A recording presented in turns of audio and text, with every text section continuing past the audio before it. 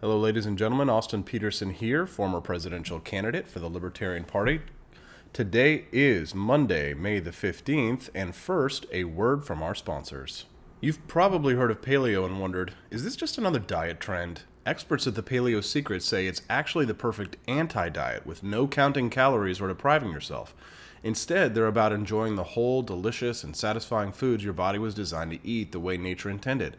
They're going directly against what Big Pharma and government have said about health, with hundreds of thousands of success stories to back them up. For a limited time, you can get 50% off their famous 30-day challenge risk-free.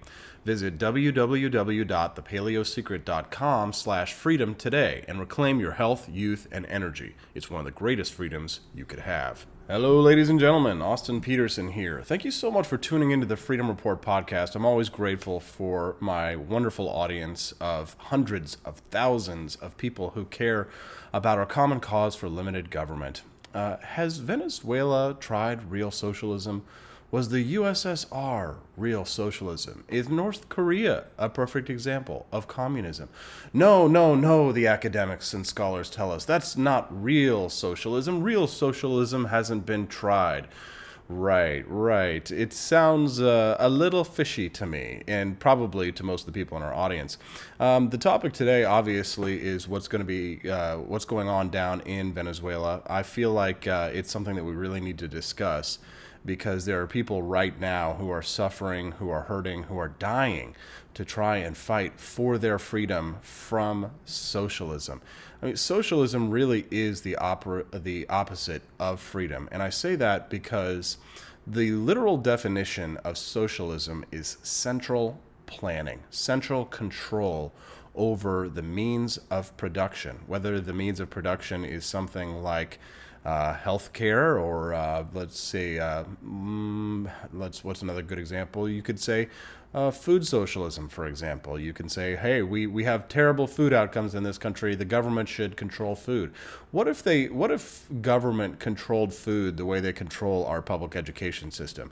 What if you had food districts like you have school districts, and you can only buy food in certain districts, and some districts would have better food than others, and you had to try and live in a good community where you had access to a good food district. I mean that's essentially what socialism is that it's central planning, central control. Now, it's not, despite the fact that some anarchists might say otherwise, actually the socialism is not everything that government does, right? Just like there's no, for example, if you think about like courts, there's no production line for the distribution of justice, for example. And I know I'm making my ANCAP friends mad, but this is my show, dang it. I can say whatever I like. I get to throw my ideas out there. This is what I believe.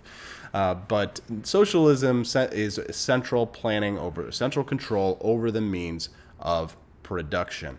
And that's not to say that we don't want things like private police or private courts to handle arbitration in certain matters and things like that. Of course, we have private police that work at schools. We have private police that work at the front desk at corporations, et cetera, et cetera, et cetera. But when it comes to socialism, socialism is not anything that the government does, right? Like the socialists will like to laugh and say, oh, well, did you drive on the roads today to get here? Oh, well, then you drove on socialist roads, right? It's like, okay, well, just calm down, socialists, and calm down, anarchists. Today we're going to talk about an example of real socialism, real life socialism happening today, happening right now. And I found an article from my good buddy Steve Horwitz, who is an Austrian economist, and he writes at the Foundation for Economic Education with the title, "You Can't Deny That Venezuela is a Socialist Calamity." As Venezuela descends into a nightmare of starvation and violence, the long-standing debate over the feasibility of socialism takes on new relevance.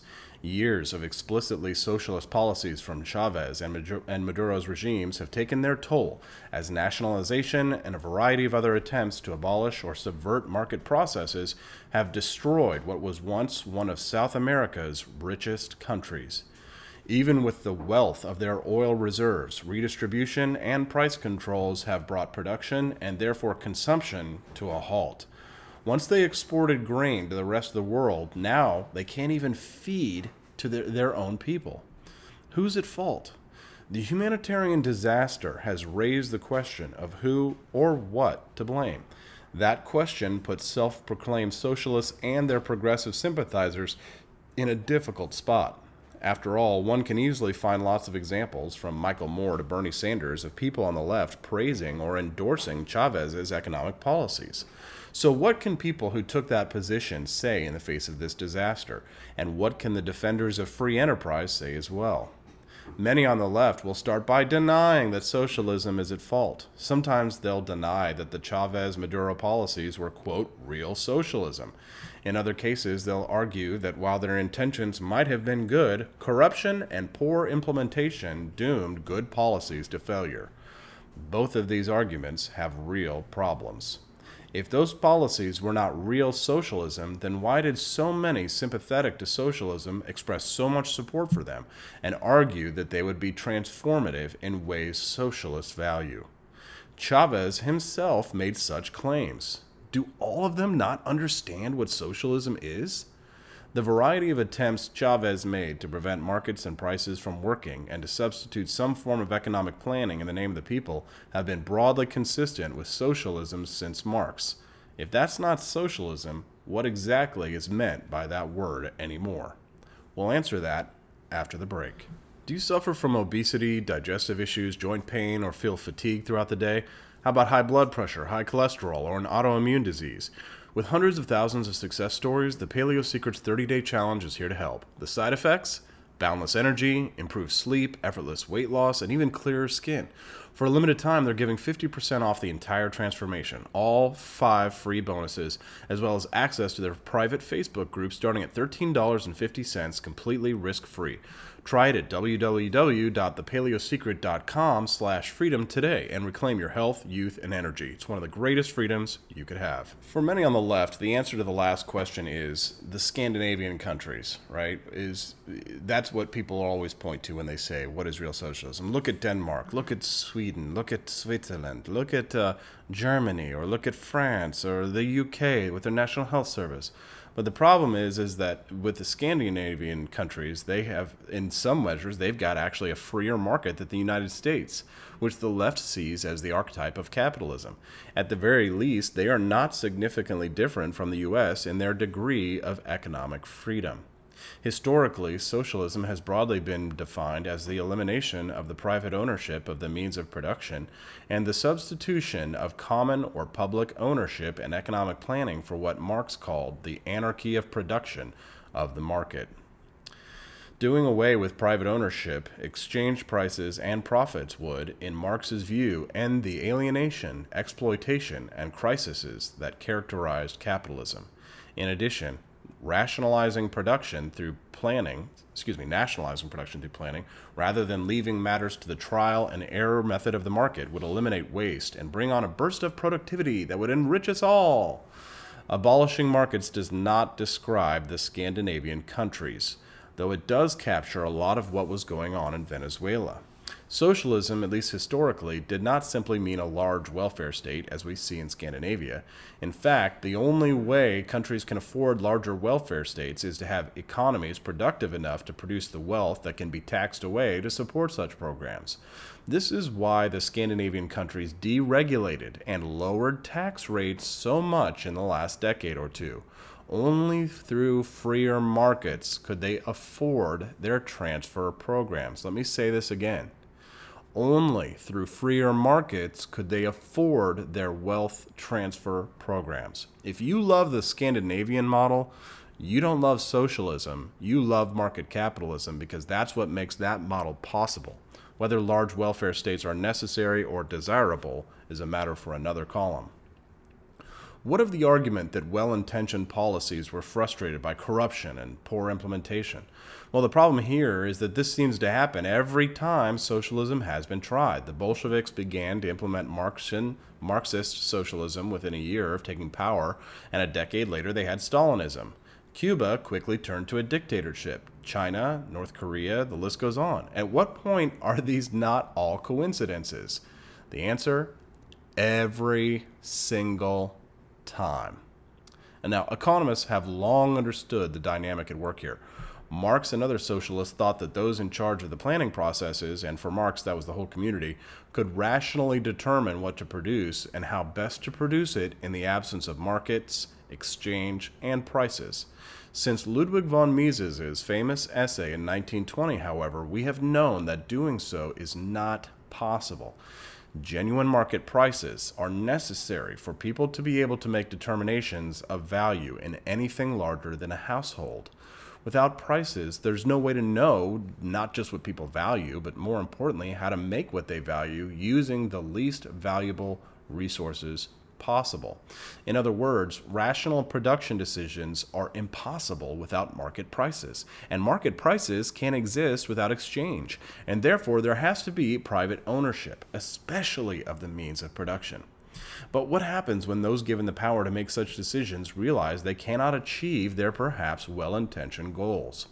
The power does not go away. More often than not, the first reaction is precisely what we've seen in Venezuela: crack down harder on producers for not living up to impossible demands, and ration goods to punish consumers for hoarding. And when that doesn't work, go to more draconian authoritarianism and do whatever it takes to hold on to power. After a while, these exercises of brute power have consequences. They attract those with a comparative advantage in exercising such power, and perhaps those who have a high consumption value for doing so, into positions of power. Marxism is not Stalinism, but the inability of Marxist socialism to live up to its promises creates the conditions that make Stalinism possible and likely. In other words, Stalinism is an unintended consequence of Marxist socialism. In addition, as state control becomes more clearly ineffective, people start to work around it by establishing distorted forms of market exchange, bribery of politicians and bureaucrats, threats to producers, cronyism, and nepotism all become the ways of getting things done. Scarce resources have to be allocated somehow, and markets are like weeds in that they will grow in the cracks left by the failures of planning. To the outside world, corruption and poor implementation cause socialism to fail. But that gets matters completely backward. Corruption and ineffective political actors are not the cause of socialism's failure, but a result of that failure. When you make real markets illegal, and when your attempts at planning inevitably fail, what you get is the bribery and corruption of black markets.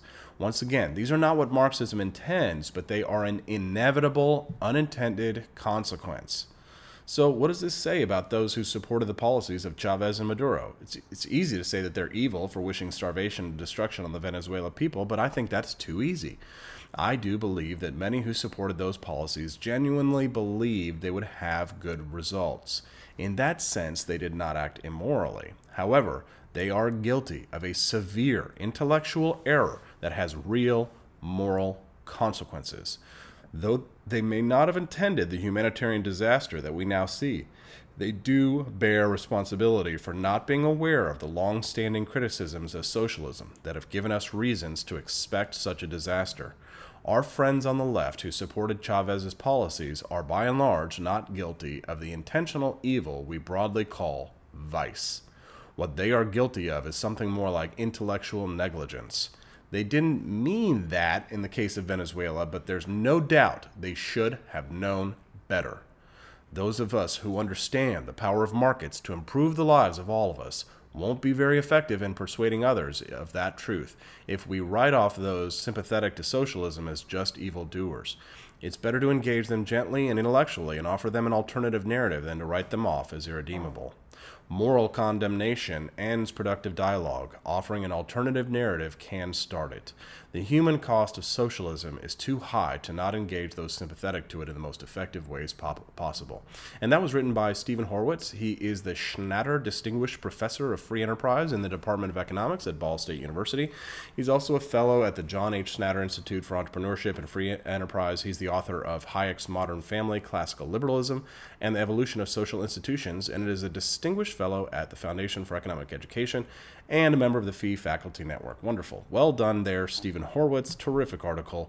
Ladies and gentlemen, thank you very much for listening to the Freedom Report podcast. As usual, you can download us to get us on the go if you'd like to hear us anytime you like. You can get us on iTunes if you're an Apple guy or gal. You can also find us on Stitcher. That's another great podcast app. But honestly, the very best way to get this Freedom Report podcast is right through the Podbean app, who hosts this show, Podbean, podbean.com. You can download it on any device. You can get it on your Apple device. You can get it on your Android device. You can get it on anything. So download the Podbean app, and that way you'll never miss an episode. You can listen to us on your way to work.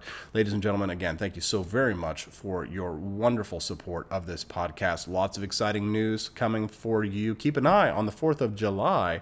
Check out the Facebook page, facebook.com/producer Petersen, and the events page. Click on the events tab, and you'll see we've got some rip-roaring, rock-and-rolling news to share with you. So if you are in the Kansas City area, or you can make it to the Midwest, we'd love to have you at the Freedom Ninja reunion. And there's going to be lots of cool stuff, lots of barbecue. You know, that's what we're famous at here in Kansas City. And you'll see a lot of your famous friends you've seen on Facebook, a few celebritarians, ladies, and of course, the Freedom Ninja himself. Thanks a lot, ladies and gentlemen. Have a terrific week. Folks, as government continues to invade our healthcare marketplace, it's more important than ever to stay healthy. And with hundreds of thousands of success stories as proof, the Paleo Secret team is here to help you lose weight, feel great, and naturally supercharge your energy. They're tackling health issues Big Pharma has failed to treat without the dangerous side effects. And for libertarians who want to avoid the medical establishment, going paleo is the surest path for good health, longevity, and personal freedom. Trust me, I went paleo a while back, and it was the fastest I have lost weight in my entire life. Visit www.thepaleosecret.com/freedom today to try their 30-day challenge risk-free at 50% off.